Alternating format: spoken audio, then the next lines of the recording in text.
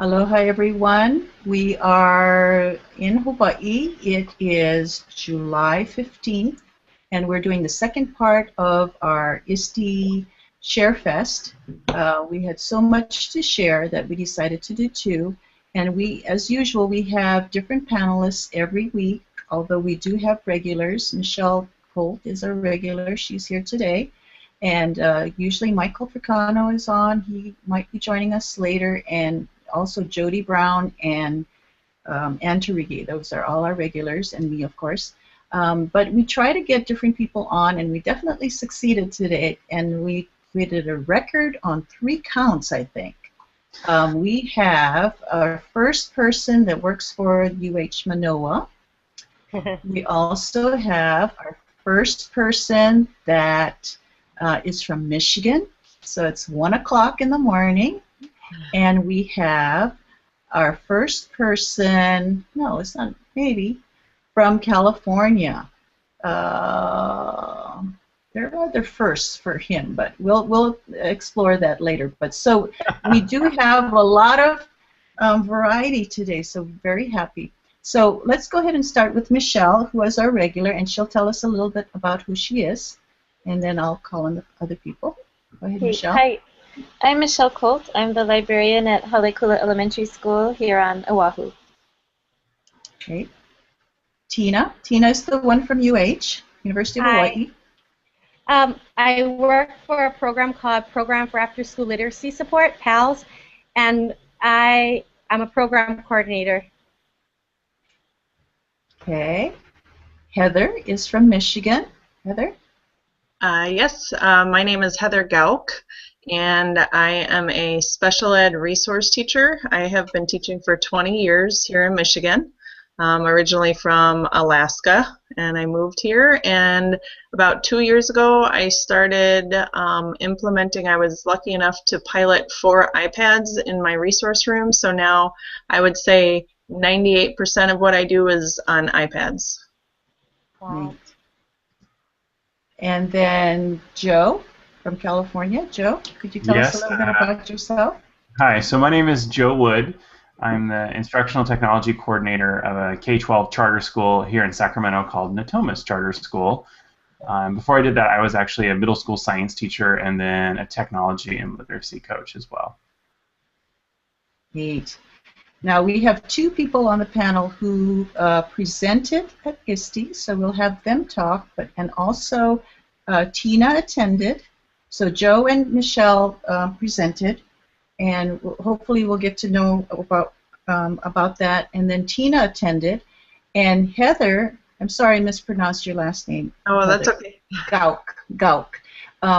What was hashtag not at ISTE, so she can tell us a little bit about that really kind of a movement that was going on, which was really kind of cool. So let's go ahead and start with Joe. So I was at ISTE. I was fortunate. This is actually my 3rd year in a row I've been able to go. I've actually been 4 times. I went one time a while back when I was in San Diego. So I was at ISTE, and the primary reason why I was there is I was actually teaching. I taught 3 workshops, co-taught with a friend of mine named Bert Lo. We always teach our workshops together because we find we need extra set of hands. So we taught 2 sections of using iBooks Author as a digital writing tool.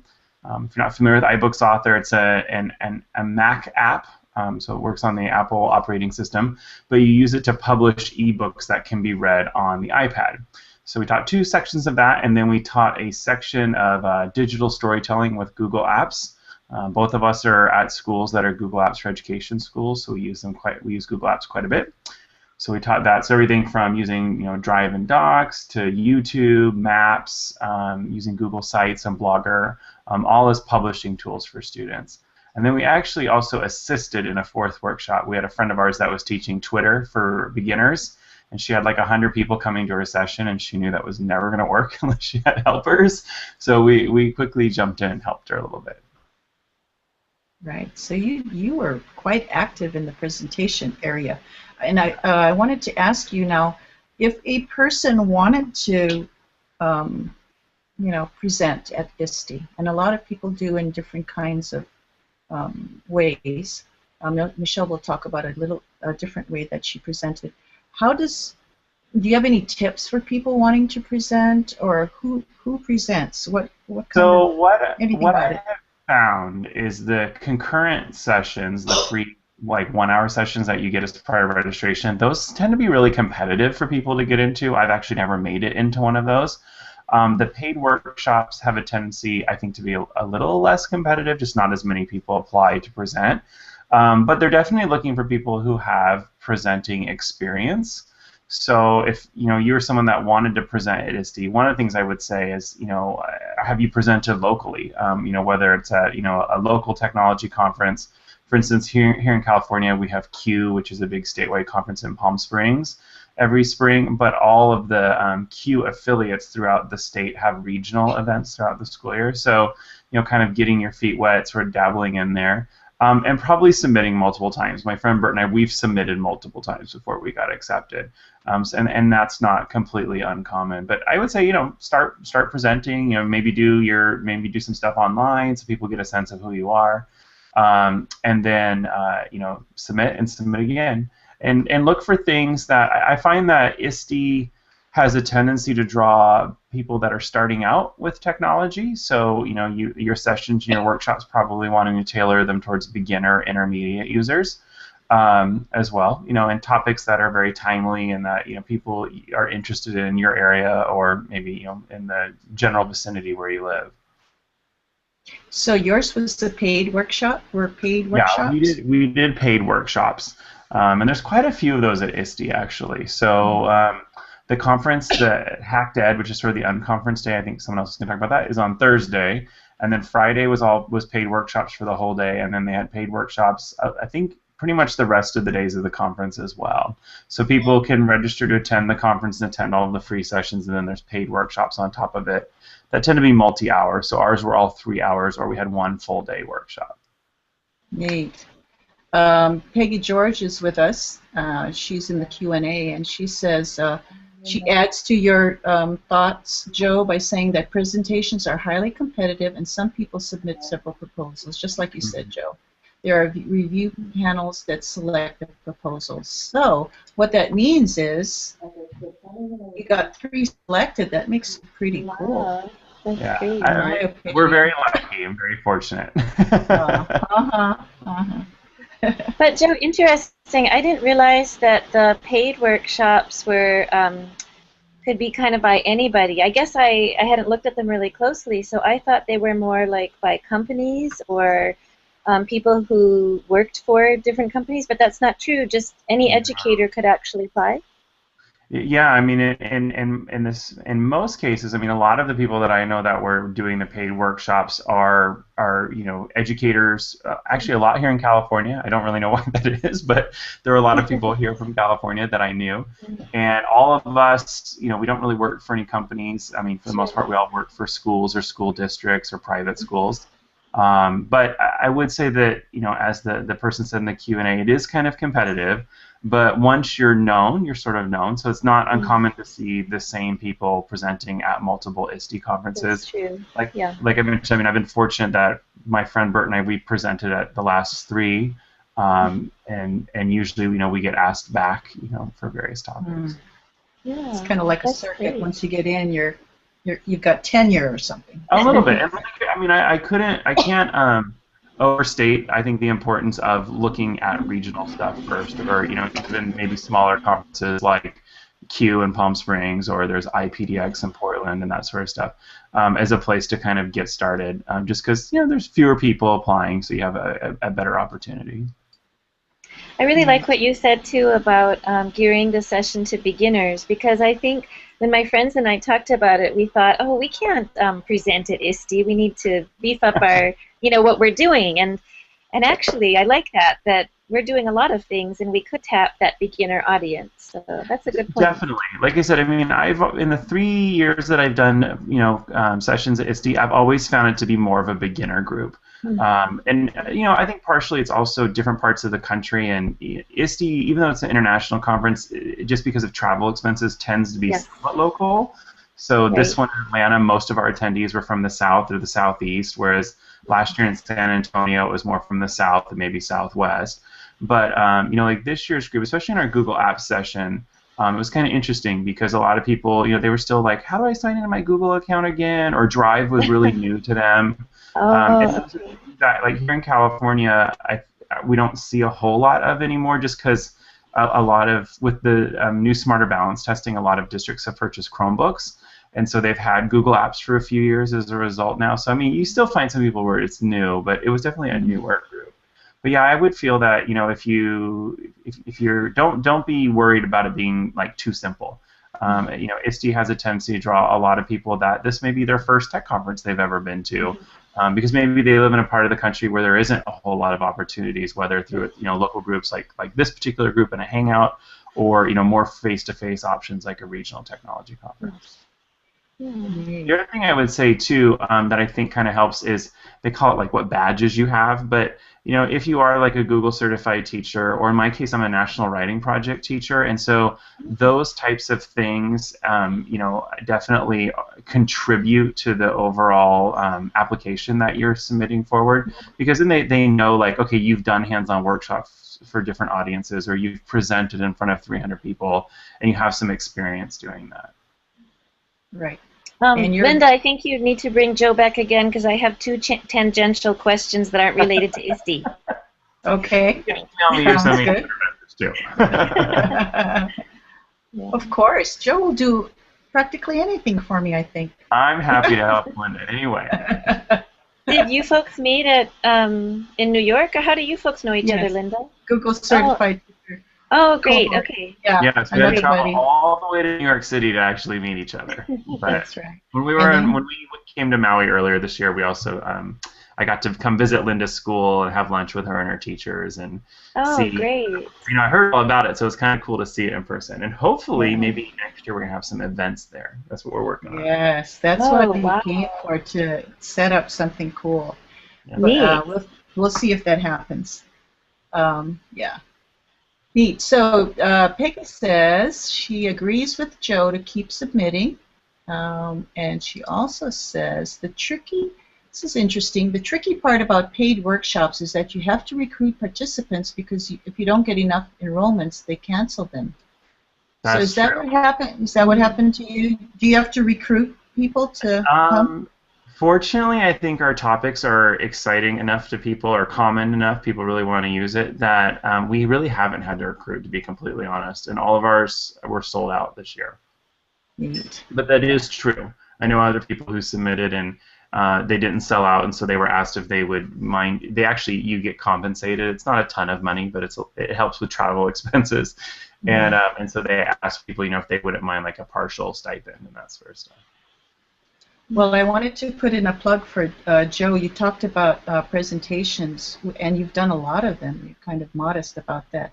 If you go to Joe Wood online, correct, Joe? Correct. There's a lot of presentations that he shares with people. They're right there for anyone who wants to use them. So he's if you just go to Joe Wood online and then look for, at the top of the page, there'll be like a workshops tab. I try to post everything there. My philosophy is, if I built it, please use it, because chances are I got pieces from someone else. So just sort of passing it along. Yeah, it's pretty awesome. I like how it's set up too. Okay, Michelle also presented about FlipGrid. Could you tell us a little bit about that, Michelle? How it went and what it was all about, or anything Sure. to share? So, you know, I wasn't organized or as brave as Joe to apply for real sessions, so I went about it another way. You know, well, they used to be called special interest groups, but shoots, I can't remember what they're called now. It's like, anyway, you know, like the Librarians, Linda. What's their new name that they're calling them? ISTE changed special interest groups to something else, and it's much more familiar, and I should know it, but I don't. Anyway, the Librarians put out a request for anyone who wanted to teach a tool at their digital library playground, which was the Sunday morning for 3 hours. And so I signed up to share FlipGrid, because I think it's a really great tool that our students and teachers have enjoyed too. It's a video. Actually, Linda, you did a really neat one for Joyce Valenza. I should have brought that up to share with people.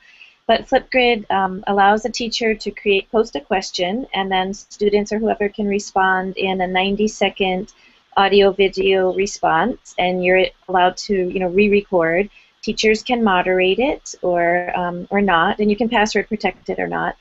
And I think that we find our kids tend to be much more vocal and even reflective at the elementary level when we ask them to do a video reflection rather than written. Sometimes they even reveal a few more details than they would if they were writing on paper or even in Google Docs and things.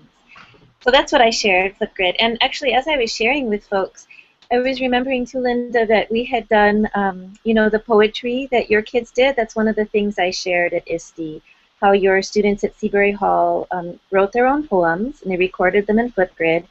And in one of the poems, the girl's talking about Scrabble night and how she's eating, I think, kakimochi or musubi, and her grandma is there. But, I thought for someone on the mainland, this is such a different poem because they wouldn't know some of those cultural terms. I thought it would be a great activity in what's similar and what's different. And just to open that door, I think FlipGrid's a great collaborative tool because our kids were on other islands and they were still recording. So it just has a lot of possibility. Yes, that was neat. Michelle invited our 6th grade class to share their poems that they had written about the environment, and it was not everybody participated. It was a voluntary kind of thing, but I think Diani is the one you put out there to share about the food, and the kids really loved it. So that is definitely something that has a lot of potential for sure. And the kids do, I agree, the kids love to, they're much easier about doing video than they are about writing. So yes, it comes naturally to them. Michael Fricano is here. Hi, Michael. Hey, Mike. Welcome. Nice to see you. Yeah. Thanks for coming. I have Heather Gauck is also a not at ISTE fan. So between you and her, you can tell us about your experiences. I was not at it. Right. But let me ask Michelle if there's anything else that or people want to ask her any questions about the FlipGrid or the Librarians group presentations. It's pretty cool. And I think it was a real presentation, Michelle. It just was a different kind of presentation. Thank you. Yeah. They have all kinds there, right? They have poster sessions. They have kids bringing their projects. Maybe, Tina, if you'd like to talk about your experience as a goer, as a participant, what stood out for you? And this was your first time, Tina? No, it was my second time. No. I went 3 years ago in Philadelphia, and I was so overwhelmed. And so this time I decided to kind of have a focus before I went. So I decided to go wide. We are kind of new in the EdTech world.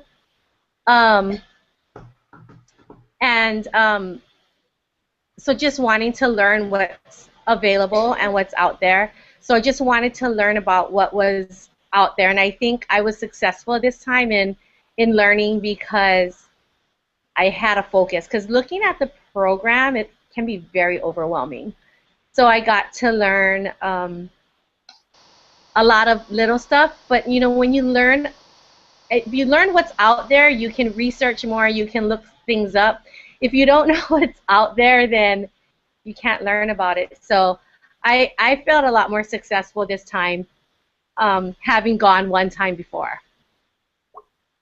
Neat.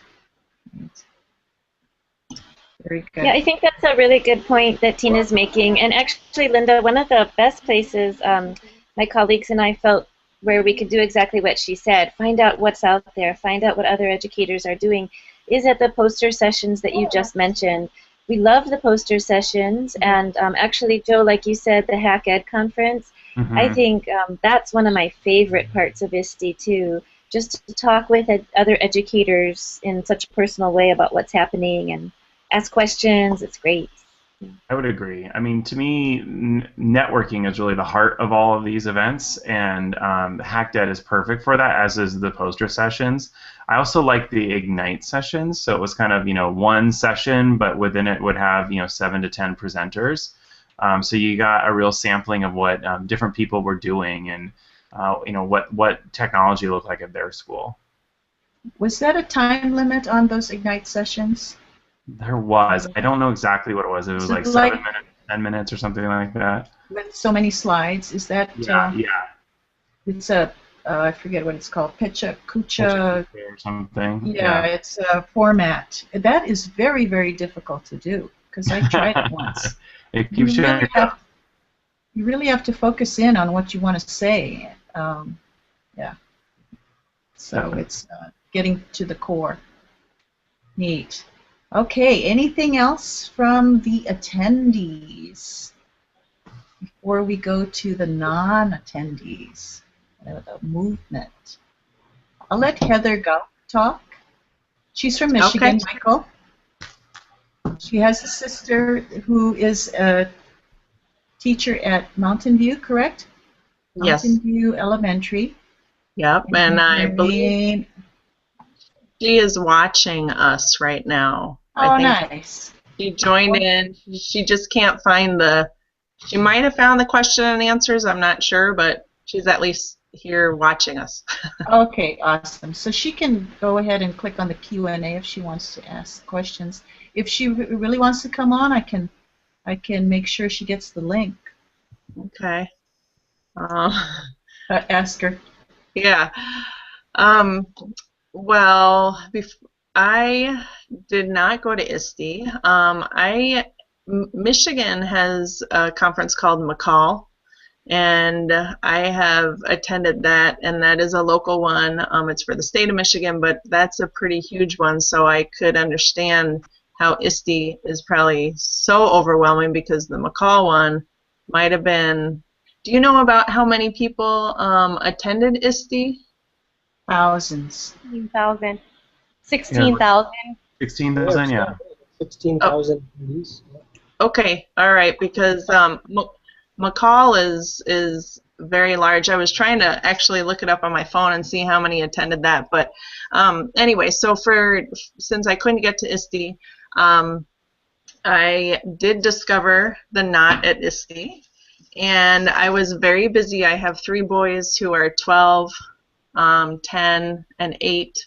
So usually summer is just completely packed with me being a mom and running them around to the beach and everything.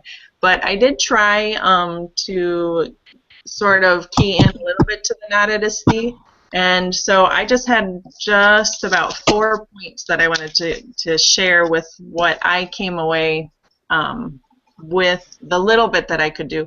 One of the things that I really liked was the Google document that they had that listed all the participants. I think there might be about maybe 120 or something, and that was very interesting to me to just sort of scroll down and look and try to make some connections with teachers who were teaching the same age that I was. And that's a document that is still there, so I am planning on going back and visiting that to try to connect through Twitter or however.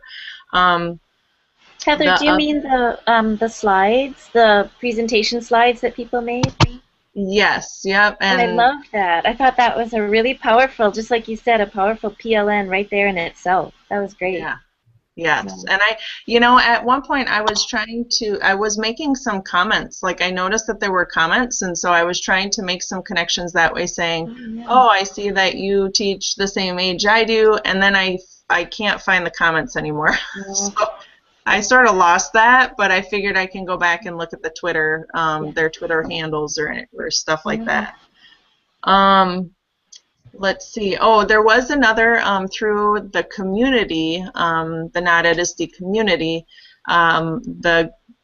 There was a group of teachers who started writing about wanting to do a Google Hangout also.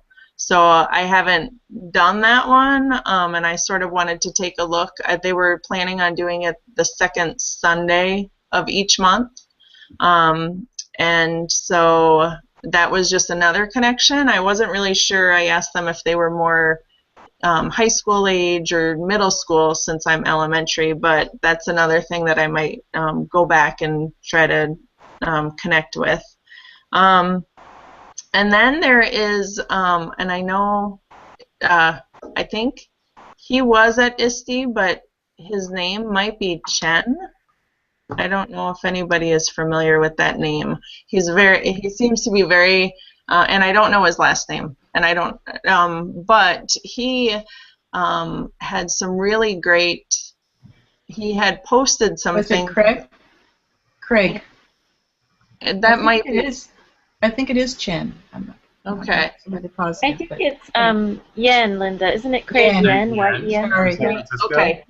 Yeah. Yes, I think it's Craig Yen. And he I was reading some of the posts that he had done, and he just had some good connections and good links. And I just was looking at one that was with the live binders that people had done on ISTE. And then also there was a couple of, I think, where people had taken notes at the different sessions that they went to, and they just sort of compiled it all together. And so that was also in the NOTATISTE community. And so right there, that's probably hours upon hours of stuff that I can, just sort of look and try to pick what I can use in my classroom. Right. I love that you're sharing those things. Sorry to cut you off, Heather, but sometimes some of our teachers, they feel frustrated that they don't have monies to travel or that they can't go to ISTE. But I think, like you're saying, just by searching the hashtags, joining the different communities, you can gain so much PD. And I have 3 kids, just like you, and I think that it's a real challenge to balance. Well, I guess all educators know that, to balance parenthood and professional development. So, but I love these resources you're sharing because I can scroll through them, post bedtime. Right. Right. Yeah, and the last one I forgot to mention, I don't know if any of you have used Voxer before, but that was something that the NOTATISTE community I had never heard about that. And so I joined up and I sort of listened to some of the streams that they were doing, but I thought that was a new tool that I had never heard of. So who knows what I can do with that. What was that tool called? I think it's a Voxer, V-O-X-E-R. Thank you. Yeah, it's like a walkie-talkie app, kind of. And you can create groups. So I know like a bunch of us from California had at ISTE Voxer group that we were all physically there. We sort of used as the way to say, hey, here's where we're going to dinner tonight, or what do you guys think about doing this? Because it was like a quick and easy way to just leave kind of voice messages or text messages for everyone in the group. And is that private or public, or can go either way? We set ours up so it was private. I mean, you have some options in terms of being able to invite people into the group and that sort of thing. Neat. Well, some of the things you mentioned, Heather, are in our show notes. So I just wanted to let everyone know that the link to that, I ended up making 2 links. So you can either look under last week's one, which is bit.ly/gr40 notes, or bit.ly/gr40-41 notes. I got a little confused, so maybe some people on the panel might be confused about that, but I'm going to make sure that both those links work the same. So I know, Joe, you put some in the earlier link, but I'll make sure both of the documents have it. And one of the things that you mentioned, the live binders, Heather, Peggy George put in the Q&A the link to that, but it's also in the show notes as well. So the show notes are the place that you want to check to make sure you can get to some of the links that are mentioned here. And again, Peggy, who's really a great resource, she's in Arizona. I asked her if she could come on tonight, but she said I promised that I would be in the Q&A. We love her to come, but she decided she wanted to be in the Q&A. And you had mentioned Craig Yen, and she put in the Q&A that blog post from ISTE 2014 curated by Craig Yen, and she gave the link. So that is also in her, it's actually in her show notes, and also in a blog post on that I did in the show notes as well. So I would say probably the show notes are a good place to go to get a lot of the things that we're recommending. Again, Peggy says the Jeff Bradbury videos. He did a bunch of cool interviews, including one of Peggy, who's a punk. She talked about that last week, how they kind of honored her. That's also in the Q&A and also in the show notes. And we're on a Peggy roll. Please remind people that my link for ISTE resources has a bunch of other links on it, so they need to click on that to see them. So again, that's in the show notes, bit.ly/gr40 notes or bit.ly/gr40-41 notes, either one of those. Okay. I think that one of the things that after last week I watched your Google Hangout from last week where Peggy was on, and I just wanted to say thank you so much. There is one that she has on her list. She talked about how she went to the session on visual thinking and having the students get quality questioning, because that is a very big movement here in Michigan. Trying to get the kids to have quality questioning and visual thinking and explaining their thinking. And so she has a link in there, I believe, from that session that just looks like it's wonderful, with a lot of apps that I already use, but a lot of ones that I don't use and I'm planning to this year. So that's a very good resource. Awesome. So wonderful to hear the impact that people are making on each other, both in person and online, long after. So it's very rewarding, I'm sure, for Peggy to hear that. And that's pretty common. That's what's so cool about social media. A lot of educators are on and enjoying that same sort of professional development that you mentioned so nicely, Heather. Michael, I know you were really into NOTAtISTE. Tell me all about it, like the badges and stuff. Oh yeah, well, I really enjoyed the presentation slides. So that was a great way to connect with people that I didn't know about or were new to the whole NOTAtISTE thing. But I have to send an appreciation to Michelle for connecting me with that, because I would have not known about it had Michelle not tweeted me with that NOTAtISTE hashtag. So thanks for that, Michelle. And then I believe, who was it that did figure it out here? Vicky Sedgwick. I think that's how you say her name. But she created those virtual badges and name tags and ribbons. So that was a fun aspect of being a NOTAtISTE member. Kind of made you feel connected to the whole ISTE conference. Do you remember the lady who put it all together, put the Google community together? Sorry? Her name is Jennifer Wagner. So she did a created fantastic job. She was responsible for kind of organizing the whole thing. Yeah. And the group was small enough, to continue on, like Heather is continuing on, I'm guessing, and learning from people. Yeah, it has about 319 members now, and people are still posting things, so their reflections and resources and all that. So neat. Yeah. I wanted to mention something personal. Michael is going to be a daddy. Congratulations. Thank you. Gotcha. That is really, really cool. Really, really cool. The December baby. Neat. Or a tax baby, isn't it close to the end? That's what I'm hoping for that January 1st cutoff, right? Pretty close.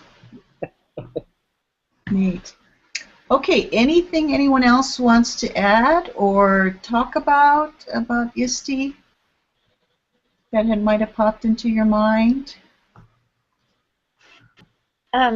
Linda, Peggy just posted a comment in the Q&A, and it's she's talking about the librarian's breakfast or the forum, and she said this year it was really amazing. The keynote was by Jennifer LaGarde on how we as librarians should not be zombie librarians, and she said that it's one of the best sessions to attend. And you know, the first year I went to ISTE, my two colleagues, even though they're not librarians, they signed up to attend also because they wanted to know what librarians were going to talk about. And it was, I think it was Alan November who did the keynote that year. So it is a great breakfast, but yeah, you have to sign up quickly, she says, because it fills up fast. And you can see Jennifer LaGarde's presentation, I believe. There's a link for it, and it's incredible. I think when I was listening to it, I was thinking this isn't just for librarians. I think it's for all educators, that instead of having that mind frame that we don't have the money, we don't have the time, we can't do it, why change? I've been doing it this way for this many years. We should have that growth mindset. So it was a fantastic presentation. It'd be a good one to watch. So Heather, add it to your list of things to do when the kids go to bed.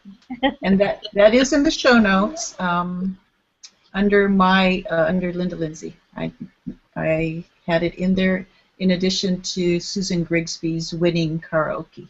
She won the karaoke. That was great. I watched it. Oh, awesome. Awesome. Yeah, she's pretty good, that girl. We totally missed it. I was there, and they had two rooms, they had upstairs and a downstairs, and we happened to go downstairs because someone else was singing that we knew to go cheer them on, and we totally missed that song. I was so bummed. Yeah. That's the way it goes sometimes. Neat. Oh, and Peggy says, congratulations to Michael. Yay. So it's been a banner year for Michael. Tell us what has happened to you, all the things that have happened to you this year, Michael. This year, became an authorized Google educator, changing jobs, and having a baby. A trainer. You're a trainer, right? Yeah. Education trainer. Yeah, that's very cool. Hey, you forgot one thing, Mike. What's you that? forgot starting our EdTech Mixed Plate Google Hangout. Was that this year? Did we start that this year? I think we started that last year. We did. Well, it's only not even a full year yet. Yeah, so it's true. Kind of like within the time frame. Within, yeah. What about EdChat Hawaii? What about EdChat Oh, and that's High? true too. Yeah, EdChat Hawaii. We started that. EdTech Mixed Plate, EdCamp. EdCamp. Neat. Really busy. Okay, anything else? When does the EdChat Hawaii take place? Aha, Michael, go. First Monday of every month from 6 p.m. to 7 p.m. Hawaii time. I'm going to try to get my sister to hook in. I'm going to get her using Twitter. Yeah, there you go. Yes. Good. The perfect reason. Awesome. So you said Mondays at 6 o'clock Hawaii? Yeah. Right. The Right, first, so nine the first o'clock Monday of every month. Yes, Joe, you can come too. That'd be cool. Yeah, that's a perfect time. It's like right before my bedtime. I'll put our website in the chat. Mm-hmm. You guys can check it out. Yes, Michael built an entire website with all the archives That's in awesome. there. Yeah, it's pretty awesome. It's EdChat High. Can you get to that with that URL, Michael? No, just by typing it's a in? Google site. Google site. Yeah, we If don't you have. Google it, it comes up. It's the first link. Yeah, when you Yeah. Google it, it'll come up. Yeah. Yeah. Okay.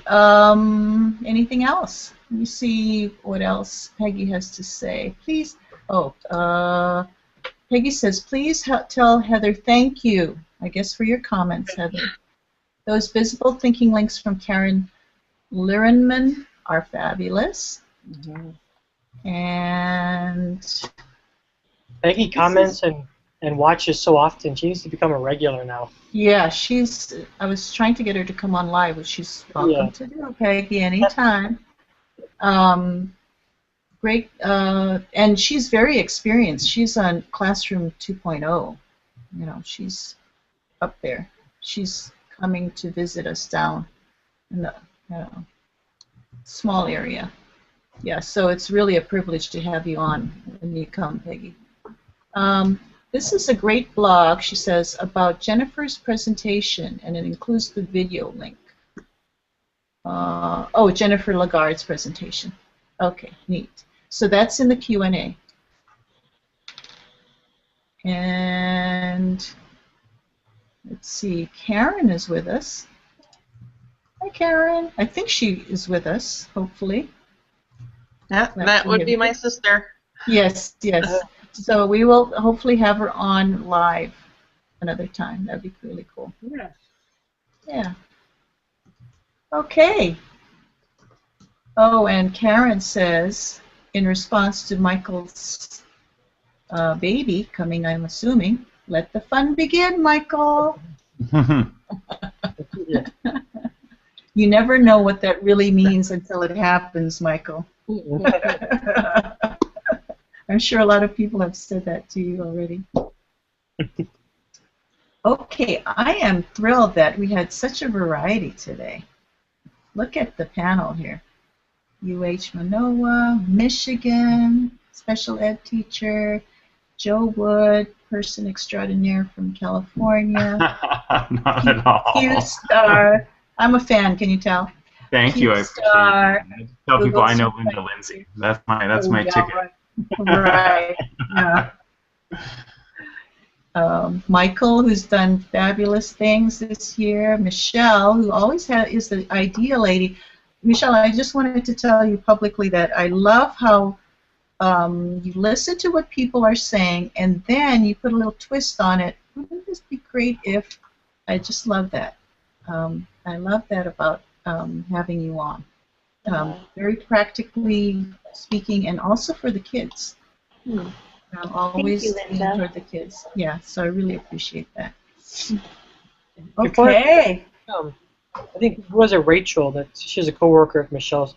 She was going through the Google Apps training, the training site, and she said that they use one of your videos, Linda.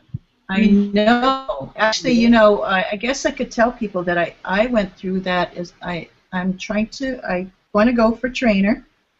I'm actually kind of scared about it because, Michael, I realized how much experience you've had, and I haven't had that much experience. A lot in my school and maybe a little bit. And I looked at your video. I snooped and looked at your video, and you've done tons of stuff. So I've come this far. I passed the exam, so I am a Google certified educator. Well, I would think that your Hangouts are enough to get you qualified. You think so? More than Yeah, that. I would agree. Yeah. Well, I hope so. The other thing is, I didn't know this when I started, and I can do it. I just have to get myself ready for it. Every 18 months, you have to re-up. You have to recertify to stay in, and you have to send every either 3 or 4 months 3 examples of training that you've done. Yeah, you have to. There's a form you fill out to that says like what trainings you've provided. I think you have to fill some kind of quota every quarter or something like that. And have you done that already? And how did you do it? I mean, what do they count? Do they count?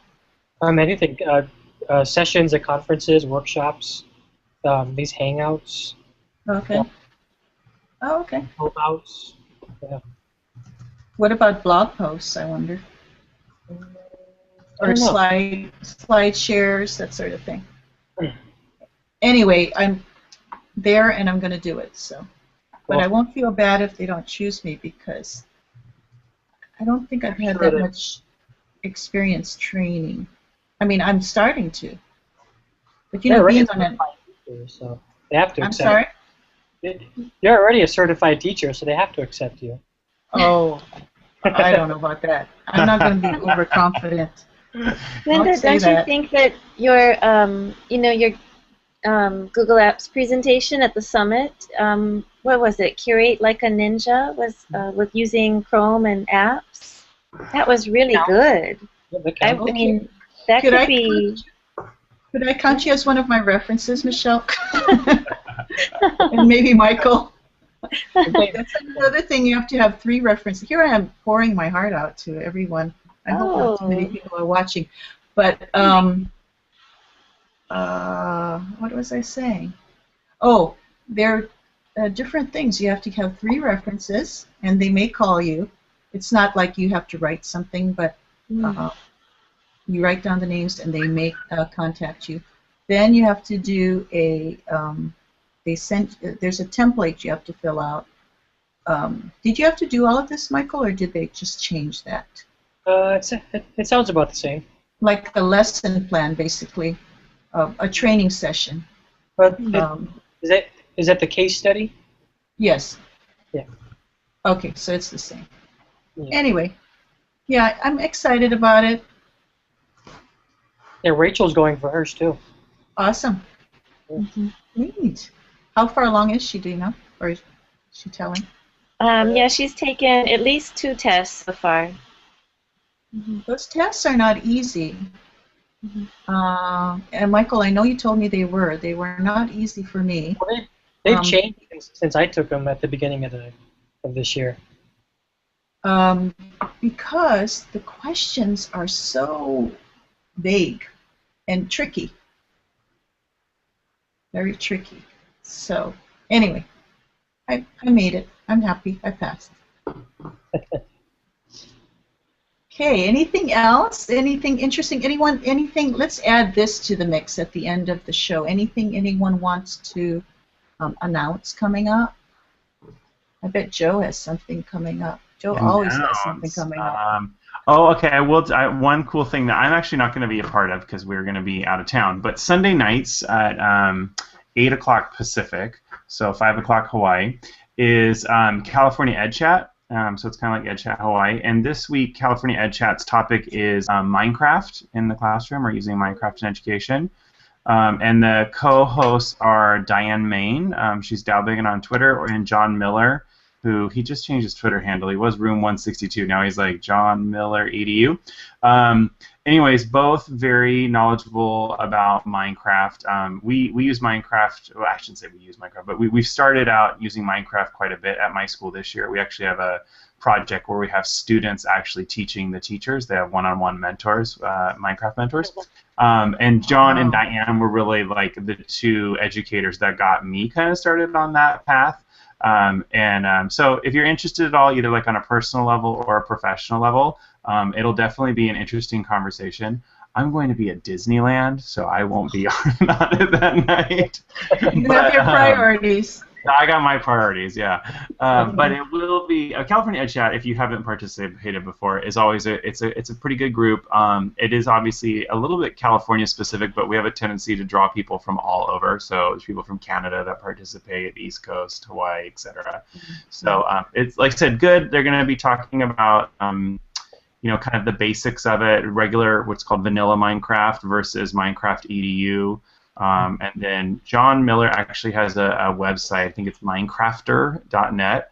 And he and Chris Scott actually do quite a bit of professional development around the use of Minecraft. But there's like tons of great resources there. I mean, so that's also another place to start. But I'm sure they'll be talking about all of that and more. Like I said, Sunday night, it's 8 o'clock Pacific. And it's CAED chat? Yeah, CA for California, and then Ed chat. Well, Michael Michael and Michelle have another show called EdTech Mixed Plate. Okay. They had several episodes on Minecraft. Oh, They're cool. really Yeah. interested in it. Yeah. And then I had one with Shane Asselstein and, oh, I forget the other person's name from Australia. What was his nickname, Michelle? Do you remember? Isn't he Elfie or something like that? Edu Elfie. Yes. Stephen. Is his name Stephen? We can look for him. Stephen Alford, I think, Yeah. from Melbourne. Sorry, Stephen, if you're watching.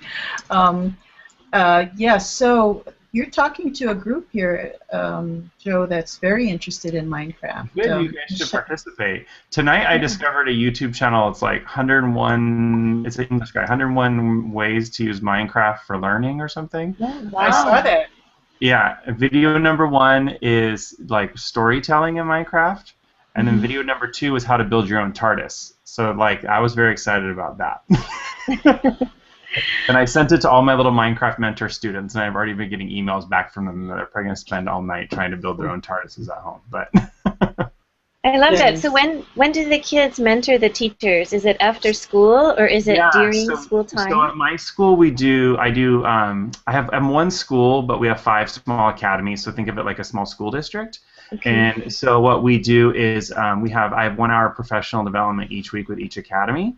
So what we did this school year is I had the teachers, rather than doing separate academy PD, we did school-wide PD for 3 weeks. And each session, I think, was 1.5 hours or 2 hours.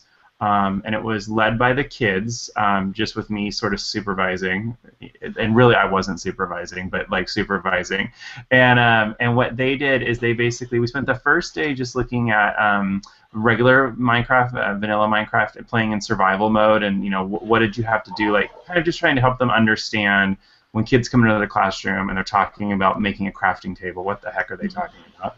So we did that in the first one. The second time we just played in creative mode, and they actually had a challenge of having to build a house, and so they had to build a house, and the kids, we had a competition where the kids decided whose house was the coolest. And then the last time that we got together, we just kind of filled, loose ends, answered questions, and then the kids and the teachers collaboratively brainstormed kind of where they wanted to take it from there. And so my original goal was to have 5 or 6 students that could help facilitate the session, and I emailed the kids and had literally 100 kids wanting to help. So I had to work with their teachers to figure out who was my best group, because the room would really only support about 30 kids and 30 adults. So in the end, we had about 32, 33 kids, and probably a similar number of adults, and every adult had their own kid who could kind of teach them how to navigate the world and how to use the mouse properly and that sort of thing. And then we had 1 or 2 kids who sort of led it and kind of went through things step by step. But what we have now is we have a Minecraft EDU server set up. We actually have 3 instances of it set up right now for 3 different computer labs. And teachers are kind of using it in all different capacities. My homeschool program and my virtual high school are experimenting with teaching some classes in it, whereas my like in California, 4th grade, California missions is a big part of the curriculum, and normally you build your missions out of sugar cubes or cardboard boxes or something like that. This year, my 4th grade team wants to have the kids build it in Minecraft. So, kind of all sorts of different variances. I have a 7th and 8th grade teacher that's going to do kind of like where the kids have to demonstrate the understanding of world civilizations at the end of the fall semester by building a civilization in Minecraft and sort of acting out some of the parts. So, wow, Joe, I think that's so exciting. Do you have, did you folks do any recording of that, or is it in your, if I go to your website, is it listed there, or you have blogs yeah, or there's pictures? a blog post about it. We didn't record it, but there is a blog post there that kind of talks about the workshops and kind of what each session looked like. We kind of, honestly, it was truly like organic and free flow. It was like, all right, the kids know way more than us. How can we have them teach us how to use this really cool tool? And that's kind of just what we've done. And moving forward, we actually have a regional technology conference at our school in the beginning of September. So the kids are doing a workshop there. They're kind of helping their teachers that they're mentoring during the school year. And then I think next summer we're going to run like maybe a student and/or teacher camp that the kids are going to run. Oh, really neat. That wow, is neat. That's great. Now, Joe, it sounds like your teachers are open to lots of things. Yeah, I mean I have a couple people, of course, like we all do, that are a little more challenging than the rest. But I would say, 99.9% of my folks are like they're willing to dive in. And if you've never actually had a situation where kids are teaching adults, I find it moves everyone because they get all of us that got into education, no matter where we are at in our career, we got in because we like kids. And that sort of gets reignited when you see kids who are very excited and wanting to show you things. When I was in this classroom and I taught technology elective, I used to use a program called Gen Yes. I don't know if you're familiar with it, but basically it's the same sort of idea where the kids learn how to use software applications and then they're paired up with teachers who might not know the application as well to help that teacher develop a unit or a project, and then maybe would even co-teach in their classroom. And I just always found tons of great success with it. It was an amazing program, and so we're kind of using a similar idea or model there of you leveraging the kids to be teachers. And I always find, like I said, even like my kind of crankiest teacher, like their heart melts because this kid is, they're kind of holding their hand and helping them, and it really changes the dynamics and the relationships and even the conversations that they have. The funniest part of the whole thing was the very first day the kids and the teachers met, because the teachers came from all of the academies, but the kids were primarily from 2 of our academies, so they didn't know the teachers. So they all showed up like a half an hour early and wanted to start like right now, and I had to explain to them, okay, teachers are still coming. And then when the teachers came, they got really quiet, and then they would sort of look at each other, and then they'd whisper to me, "Who's that one?" So I had to like announce names as they were walking in, and then it was like we're talking like 6th and 7th graders running over to this adult that they had never met, and they're like, "Hi, I'm Joe," and like putting their hand out to shake hands and that sort of stuff. And then where do you want to sit down your laptop? I'm here to help you. I can help you get started. And it was the cutest darn thing to watch. Wow. Cool. I think that is very, very cool. Well, maybe you can put some of those. Okay, maybe you can put some of those links in the show notes, Joe. Even though they're not. You can add them on. Is it CA EdChat? CA EdChat, correct. Cool.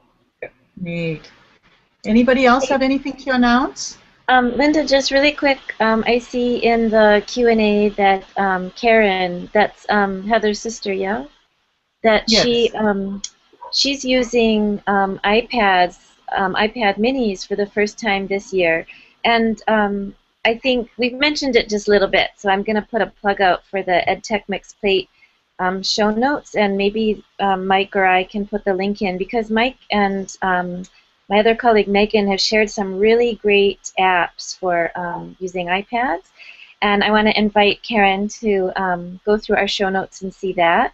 And I hope she'll come to EdChat Hawaii too, the first Mondays of the month. And then the other thing I want to say about iPad minis is that that's where I play Pocket Minecraft, which is very different from the computer version, but it's really fun, and I can do it anytime, any place, even when I'm waiting for my kids at sports practices or the dentist.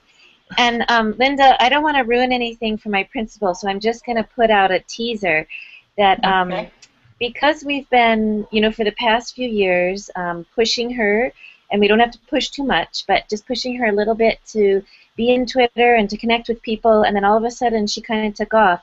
She took a very brave step this week, and she said to somebody famous that all of us know, "Oh, I wish you were coming to Hawaii." And he said, "Well, guess what? I'll be in Hawaii next week." And so she contacted him back and said, "How about you come and talk to some principals?" And so she's setting this up, but I don't want to say more than that. I'm going to leave you guessing. Who could this be? I know who you're talking about. And when are we going to... Oh, Michael's How do you know? Did she invite you, Mike? The grapevine travels fast in Hawaii. Yeah, that's true. I won't give it away.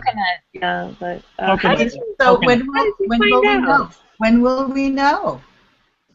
Well, I don't know. I don't know when she'll tell you. I mean, and I'm not even sure who she's inviting, because it's kind of then out of her hands. She kind of, and it's that protocol thing where really I think well, we're still live. I better not say anything more. Afterwards, after we get off, you can tell us. Yes. Yeah. Heather is still awake. Yes, I am. I just wanted to share 2 things. I'm going to be presenting on iPads, higher level thinking with iPads in the elementary classroom, coming up in August at 2 local conferences, and I'm excited about one because the reason why I even put in to present is because Kevin Honeycutt, I don't know if you have heard him, he is the keynote speaker at one of them, and so I'm excited because I get to go to it for free since I'm presenting, and I'll get to listen to him again. I've been lucky to hear him quite a few times, and I always enjoy listening to what he has to say. Awesome. Well, that sounds great. Hey, Heather, when you have your presentation ready, can you share on Twitter or something, share your presentation with us? Yes, yes. Actually, I'll try to get, it's a Prezi, and then I just have a Word document that goes along with it with a lot of examples of my students and what I've done with the apps and the iPads and everything. So I just haven't, or I just need to get those two things together, and I'll try to even, maybe if I can figure out how to get it into the notes. I don't know. I've never done that, but I could at least get it maybe to Linda.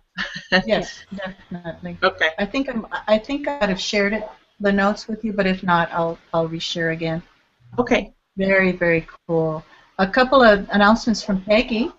Well, she wanted to mention, as Joe was talking about Minecraft, that she recommended that we talk to Wes Fryer about the student camp for Minecraft. He ran one this summer in Oklahoma. Oh, that's right, he did. I remember reading about that. Yep. And let's see. Karen said that she would be happy to do the Twitter, I'm assuming, the Monday sessions. So that's good. We got a commitment on the Q&A that Karen will be at the Twitter chat. I'll give her some pointers. Awesome, awesome. Peggy also mentioned, I'm going to go down the line here, that there's a great Pinterest pin with advice for ISTE newbies created as a bingo game. Well, that's kind of cool. So that's in the Q&A. We might want to add that to the notes. Okay. Wow, Peggy, you really should come on live here. Okay, there was an amazing 11-year-old student from Greece who did a presentation on the Reform Symposium this weekend, which Peggy was a big part of. That's why she's mentioning this. And he has an entire YouTube channel of all of his creations. Peggy knows far too much. She does. She knows far too much. And I don't think she ever sleeps. I don't think she does. Oh, she loves Jen. Yes, responding to Joe. Yay. That is Sylvia Martinez's program, and we have some schools in Arizona using it. Correct. Yeah. Peggy is with Classroom 2.0. I might have mentioned that. So she's one of the moderators with Steve Hargadon. I think they co-produce it. So she's an all-around ed tech guru. Congratulations on my certification. Thank you very much. She was in the Minecraft Hangouts that I guess Joe was talking about. Peggy says that. Yeah, she's all over the place. And yeah, pretty cool. Thanks, Peggy. Really appreciate you coming on and adding depth to a conversation. Okay, guess what? We're past the hour. Anybody else have anything to add, though? We don't want to leave anybody out to share. The only thing I'm going to just quickly mention, and I'll put this in the show notes, is one of the things I did pick up at ISTE. It doesn't apply to everyone, but if it applies to you, you'll want this. Is there was a tech director from Chesterfield County Public Schools in Virginia. His name is Adam Seldow, and he shared his website that he created for communicating with families when his school went one-to-one with Chromebooks and Google Apps. And there's a lot of great resources there, from like the research on going one-to-one to also like if your parents have concerns about, especially in the news right now, like Google and all these tech companies about privacy and what data are they keeping or not keeping. So there's just a ton of great resources there to easily pilfer and use. Like I said, especially if your school is going Google Apps or going one-to-one, and you have families that are concerned. Right. So when we upload our when the video is uploaded, in the description there will be the show notes, and I'll say that again: bit.ly/gr40 notes or gr40-41 notes. And I'm going to have to check to make sure both of those do the same thing. So if you did it on one, don't worry, I'll make sure it's on the other one. I got a little confused and I ended up with two documents. So okay, anything else that anyone wants to add? Let me double check to make sure. Oh, Tina said she had to run. That was great to have her. And I wanted to mention, Michelle, I love the photobombing reader in the back. You couldn't have planned it better. Actually, she's not reading. I shouldn't even admit that. But she's a real visual learner, and so she watches things on YouTube, and then she comes back immediately with very creative hairstyles. Oh, that's cool. And can do these YouTubes. So maybe my thinking and how we process information. Yes, we're all different. We're all different. Okie dokie. Thank you to the Michigan girl. Thank you to the California guy. Thank you to the Oahu participants. Really, really great. Another great show. I wanted to mention next week, Annabelle Howard is coming on. She's going to talk about, she's another person kind of like Joe that's all over the place doing fantastic things.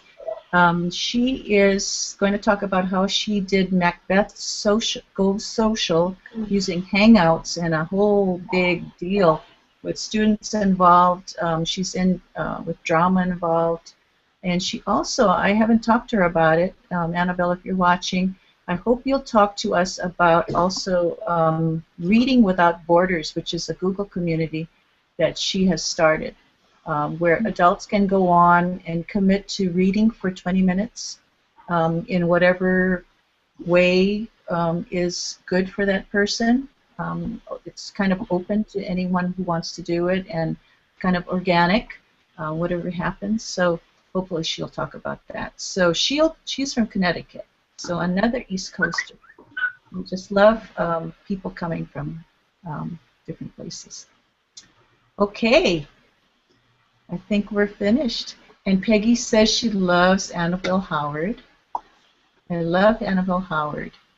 Her Shakespeare plays and hangouts are fantastic. Yeah, Annabelle's pretty kind of famous in the Google Plus circuit for her the way she tackles things and just goes with it. Very creative. Very creative. So we're excited about having her on. Okay, I think we're done, unless there's anything pressing. Alrighty, thanks again so much. You're welcome to stay until afterwards. We definitely want Michelle to tell us what's happening with her principal.